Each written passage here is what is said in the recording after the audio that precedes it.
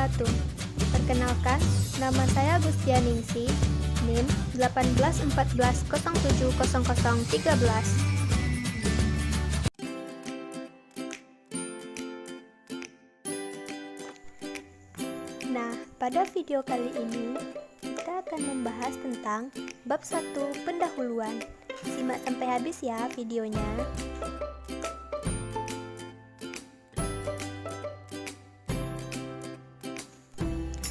A. Menganalisis isu-isu kontemporer dalam pendidikan. Yang pertama, pembelajaran jarak jauh. Ditinjau dari aspek guru, kurang maksimalnya guru dalam menyampaikan materi seperti materi yang memerlukan praktek, sehingga ada sebagian peserta didik yang masih kurang paham akan materi yang dipelajari. Ditinjau dari aspek siswa, siswa yang selalu kesusahan dalam memperoleh informasi diakibatkan karena kurangnya dana dari orang tua, karena kesulitan ekonomi, dan susahnya mendapatkan sinyal pada daerah terpencil. Ditinjau dari sarana dan prasarana, tidak adanya alat-alat yang menunjang proses pembelajaran seperti HP, laptop, tablet dalam pembelajaran online tersebut. 2. Dampak pandemi COVID-19 terhadap pendidikan. Ditinjau dari aspek guru, masalah secara umum adalah pre-service training of teacher and in-service training menggunakan top-down model sehingga tidak sesuai dengan yang dibutuhkan guru yang kemampuan dan latar belakang yang beragam. Ditinjau dari aspek siswa, dikarenakan pembelajaran sains yang terlalu terpaku kepada materi, sedangkan dalam melakukan hal praktek tidak dilaksanakan. Selanjutnya, ditinjau dari sarana dan prasarana, masih kurangnya sumber-sumber atau buku-buku yang dijadikan sebagai bahan rujukan dalam pembelajaran sains. 3. Blended learning.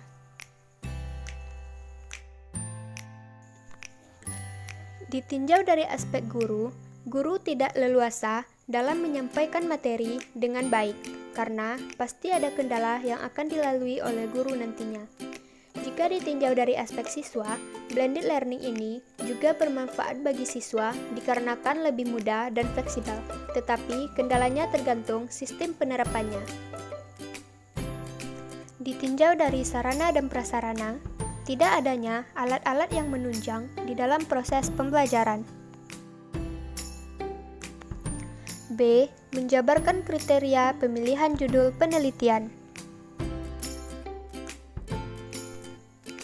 Yang pertama, judul sebaiknya menarik minat peneliti. 2. Judul yang dipilih mampu dilaksanakan. 3. Judul hendaknya mengandung kegunaan praktis. 4. Judul yang dipilih hendaknya cukup data yang tersedia. 5. Hindari duplikasi dengan judul lain. C. Dasar-dasar menyusun latar belakang penelitian. Yang pertama adalah aspek yuridis. Berdasarkan peraturan-peraturan yang berlaku, jadi dalam menuliskan latar belakang, kita harus mencari alasan hukum yang berlaku, landasan peraturan yang ada, sehingga tulisan atau alasan yang disampaikan berdasarkan hukum atau peraturan yang kuat. 2. Aspek empiris. Landasan empiris dapat digali melalui kajian pustaka, observasi, atau melalui wawancara. Tujuannya yaitu guna menemukan kondisi senyata mungkin yang dapat mendasari melakukan penelitian tersebut. Yang ketiga, aspek filosofis.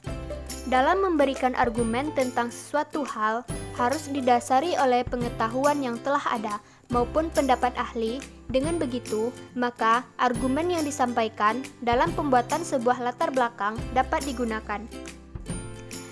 4. Aspek historis. Keempat, masukkan penelitian terdahulu. Penelitian yang telah ada ini untuk mempertegas alasan kenapa memilih mengembangkan hal tersebut. D. Mengemukakan dengan contoh tahapan penyusunan latar belakang masalah. Yang pertama, menemukan masalah di lingkungan sekitar.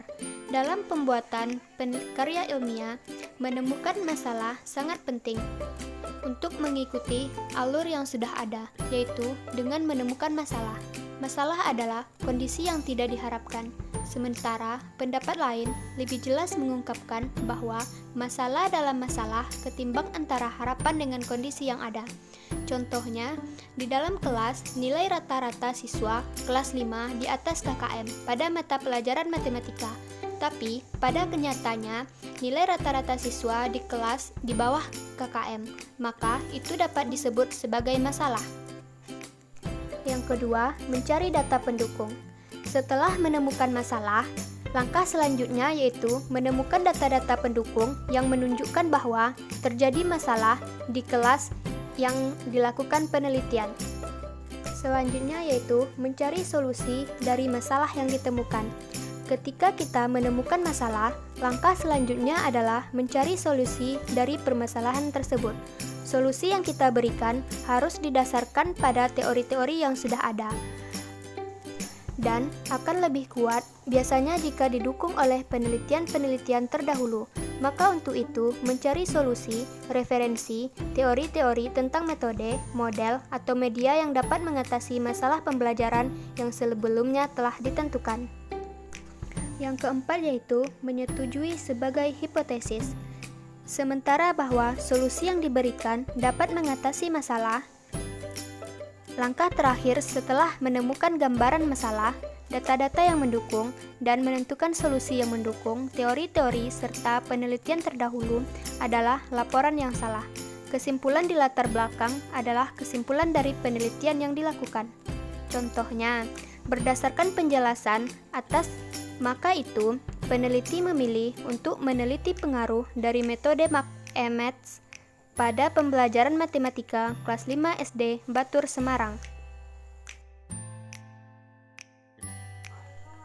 E. Menjelaskan langkah-langkah mengidentifikasi masalah penelitian dengan contoh.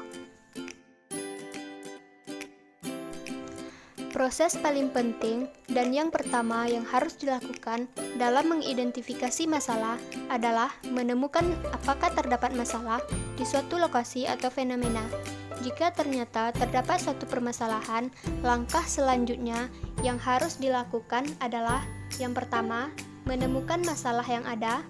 Yang kedua, mengidentifikasi sumber permasalahan. Yang ketiga, menciptakan kalimat isu atau kalimat permasalahan yang menjelaskan permasalahan yang sudah diidentifikasi.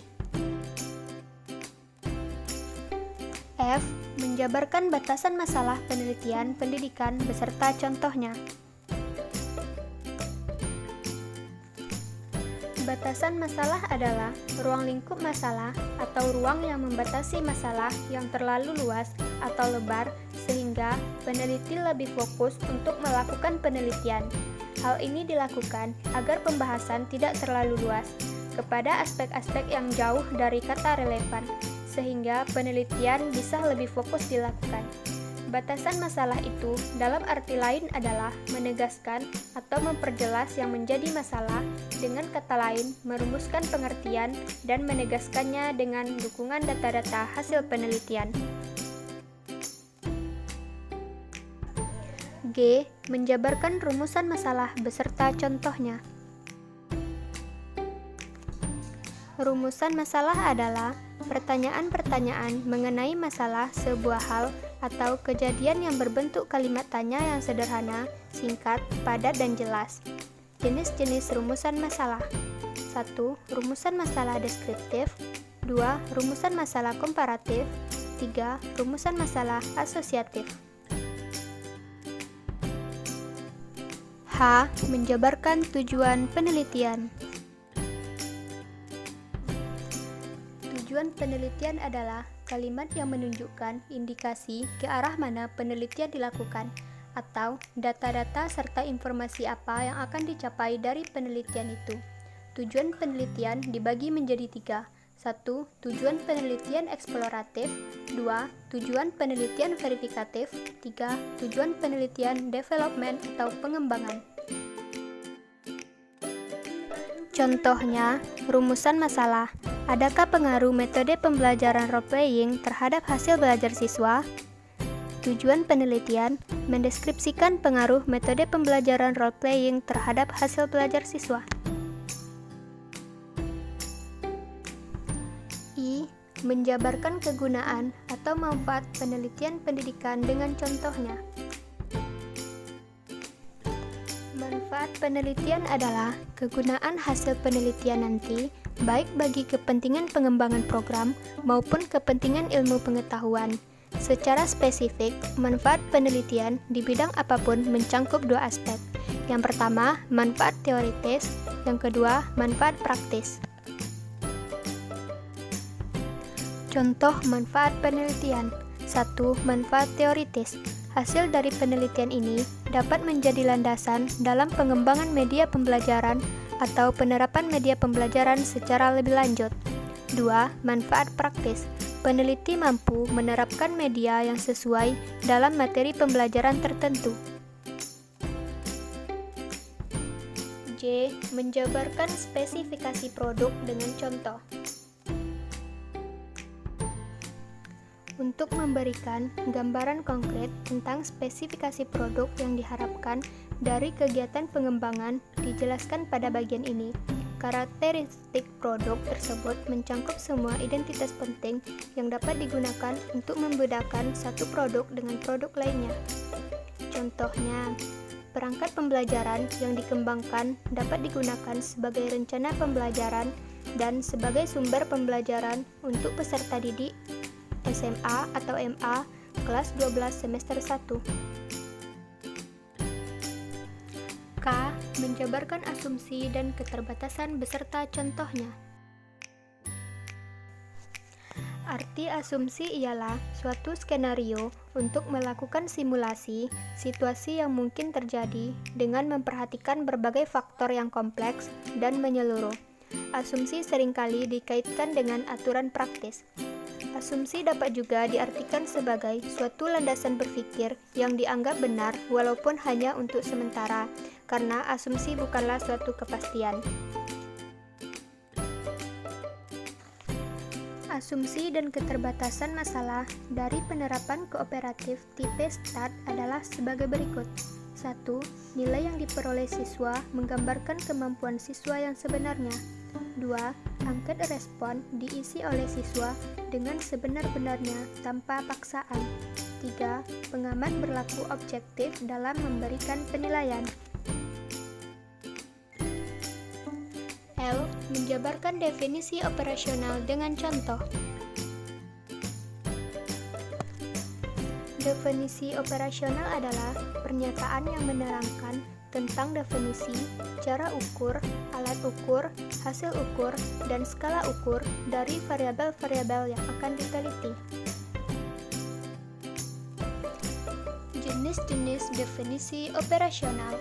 1. Definisi operasional A merupakan alur pertama yang bisa dibuat berlandaskan dengan operasi apa yang akan dilaksanakan. 2. Definisi operasional B merupakan alur kedua yang bisa dibuat dengan landasan sebuah objek yang didefinisikan bisa dioperasionalisasikan dengan baik. 3. Definisi operasional C merupakan alur ketiga yang bisa dibuat berlandaskan dengan apa yang nampak pada objek atau indikasi apa yang akan terlihat pada objek.